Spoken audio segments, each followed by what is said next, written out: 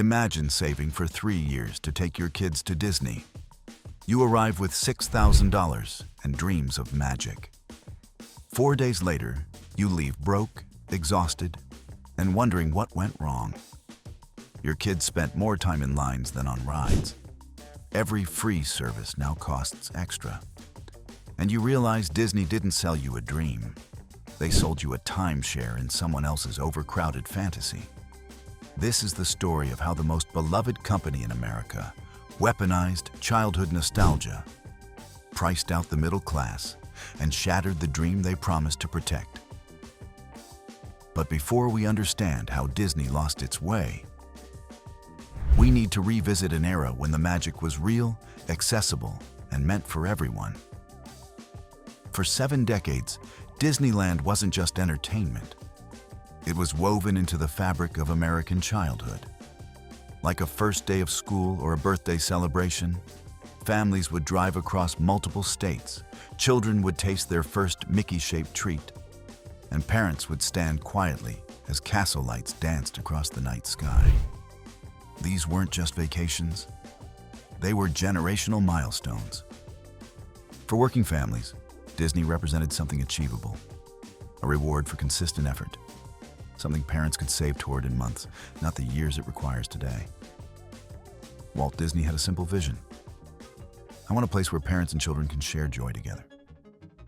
That philosophy, revolutionary for its time, wasn't about exclusivity. Disneyland was designed to offer relief from daily stress, let parents temporarily escape financial worries, and transport children into a realm where imagination ruled. It was that accessibility that created the enchantment. The magic didn't come from expensive tickets. It came from seeing your entire family smiling side by side. Throughout those formative decades, working-class American families believed in a simple promise. If you worked hard, this experience was within reach. Admission prices were reasonable, meals didn't require financial planning, and the Fast Pass system was completely free. Disneyland represented democratic opportunity, a destination where everyone belonged, whether you were a factory worker, a teacher, or a small business owner. In that era, Disney truly earned its title as the happiest place on earth. One visitor wrote, "These price increases are erasing childhood memories for an entire generation of kids." This isn't hyperbole. It's evidence of shattered trust. A place that once symbolized hope has transformed into a financial barrier that makes countless parents sigh with resignation. So, what happened? What transformed Disney from a cultural touchstone into an unattainable luxury? The answer emerges when magic became a spreadsheet, and childhood wonder got a price tag. If you want to understand why Disney is quietly imploding, start with the most basic element, the entrance ticket. When Bob Iger assumed the CEO position in 2005, Disney's entire philosophy shifted overnight. First move, seasonal demand pricing. Planning to visit during Christmas week? That'll cost you extra. Spring break? Add another premium. Second move, dynamic daily pricing. Your Disney vacation cost now fluctuates like airline tickets or hotel rooms. During peak periods, a single Disneyland ticket reaches $199 to $224. For a family of 4, that's equivalent to a month's car payment in many American households. A decade ago, that same amount would cover your ticket, several meals, and souvenirs. Today, you're purchasing only the privilege to enter the gates. No experiences included. The crisis isn't simply rising prices. The real problem is that ticket inflation dramatically outpaces wage growth, like running on a treadmill that keeps accelerating. No matter how hard you work, you keep falling further behind. Everything that used to be complimentary now carries a new price tag. Parking, $30 to $35 daily, the equivalent of filling your gas tank. Bottled water, $4.25, what you'd pay for coffee at Starbucks. Mickey pretzel, $8.49, nearly the cost of a fast food meal. Mickey ice cream bar, jumped from $3 to $6.50 plus. According to one family's report, 5 people spent $1,391 in a single 24-hour visit. That's more than their monthly grocery budget. Many guests are asking, has Disney stopped selling joy and started selling access to time itself? But the most controversial shift isn't just higher prices. Disney is converting services that were once free into premium products that most families can't afford. That's where Disney Genie Plus and Lightning Lane enter the picture, completely transforming the park experience model. In the coming minutes, we'll explore how Disney weaponized wait times into profit centers, and why this strategy is excluding millions of families from the magic before they even arrive. If the previous section revealed how magic became expensive, now we'll witness one of Disney's most controversial business decisions: transforming wait time, something naturally part of any theme park, into a purchasable commodity. Before 2021, FastPass represented equity. Every guest could reserve 3 attractions for free with advanced planning. Nobody had to pay extra to move faster than their neighbor. But today, Genie Plus costs $20 to $35 per person per day. Lightning Lane and individual attractions starts at $15 per ride, fluctuating by day and crowd levels. This means achieving an experience equivalent to 2017 now requires a family of 4 to spend hundreds of additional dollars just to avoid excessive wait times. Imagine Disney magic as a highway. Genie Plus is like a toll lane that was added after everyone already paid for road access. It doesn't provide anything new. It just reduces friction while consuming a massive portion of your vacation budget. Disney doesn't just charge for reduced wait times. They adjust pricing daily, just like hotels raise rates during conventions. Some days, Genie Plus costs only $20, but during peak periods, it jumps to $35, and a single Lightning Lane ride can hit $40. What does this mean? The more crowded the park, the longer the waits, and the more you must pay. It's like an umbrella vendor who charges more when rain starts falling, exploiting demand at the moment of maximum need. Numerous visitors report that standby wait times have doubled or tripled. Attractions that previously averaged 40-minute waits now regularly hit 90 to 120 minutes. And the Lightning Lane system prioritizes paid guests, making standard queues move even slower. Some analysts argue Disney isn't just selling fast passes. They're engineering the problem they're selling the solution to. Imagine the park as a river. Lightning Lane is like diverting half the water into a private channel, leaving the main river to slow to a trickle. What do you think? Are these long lines an unavoidable consequence of popularity, or a deliberately engineered business model? Disney used to be where parents and children stood together in line, sharing anticipation and laughter before each ride. Now, those who can afford Genie Plus breeze through, while those who can't stand baking in the sun. This subtle class division makes some visitors feel that Disney has shifted from selling experiences to selling time-saving features. And this is only the beginning of the transformation. Because when time becomes a product, other behaviors emerge to exploit the system. Resellers, influencer chaos, and underground economies that are draining the magic from within. Now, let's examine the chaos that Genie Plus inadvertently unleashed, the conflict between regular guests, content creators, and the black market that's consuming Disney from the inside. If Genie Plus turned wait times into currency, it's the unintended consequences that have turned Disneyland into an uncontrolled marketplace. In countless videos and visitor accounts, a disturbing pattern emerges.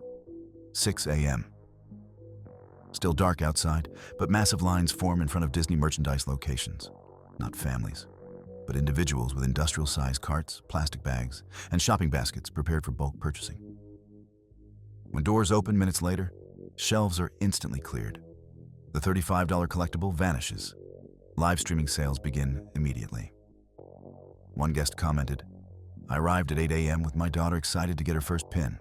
Everything was gone, not bought by kids, but by resellers streaming live sales."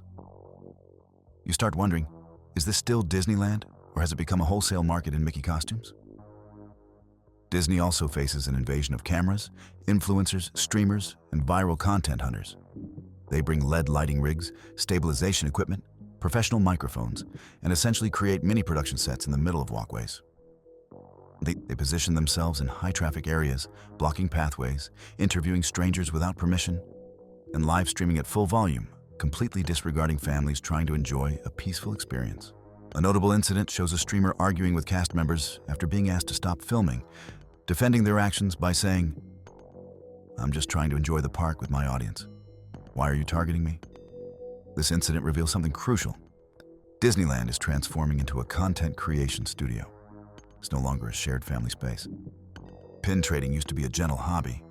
Children would exchange pins with cast members, and adults would casually collect their favorites. But today, 75 to 95% of pins available are counterfeit. Adults aggressively compete for positions. Some children have been knocked from their strollers during Pin Trading Tuesday events, with families waiting 3 to 4 hours for no guarantee of obtaining their desired pin. A veteran collector states, "This isn't a hobby anymore. This is a competitive arena." These disruptions aren't the root cause, they're symptoms. Symptoms of a park that has lost its balance between guest experience and profit extraction, between families and speculative crowds. Now, let's explore an even more powerful force, the overcrowding crisis that threatens Disneyland's very soul. If overcrowding is eroding the magic in real time, there's an even more dangerous loss occurring. Disney is gradually losing its future customer base, children themselves. Many parents share a surprising observation. Young children today don't light up the way we did at their age. Disney now feels more like an upscale shopping district than a Magic Kingdom. Why?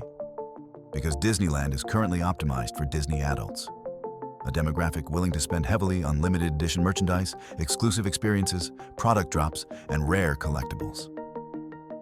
Meanwhile, children, the original target audience of Walt Disney's vision, find themselves navigating through crowds of adults rushing to purchase exclusive items, secure parade viewing spots, or compete in Pin Trading Tuesday events.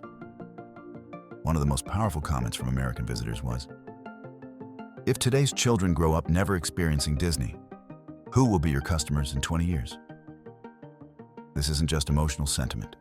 It's a business crisis. When ticket costs plus Genie Plus plus meals exceed what middle-class families can reasonably afford, an entire generation of American children grows up without Disney memories. No emotional attachment, no nostalgic pull to return as adults. In marketing analysis, this represents a generational memory gap, a void that competitors like Universal could easily capture. A new generation is maturing like seedlings pulled from the soil that once nurtured millions of joyful memories. While Disneyland in America struggles with high costs, overcrowding, and declining experiences across the Pacific Ocean, Tokyo Disney tells a completely different story. Tickets cost only $60 to $70, less than half the US price. Queue systems are organized, efficient, and rarely feature aggressive behavior or chaos.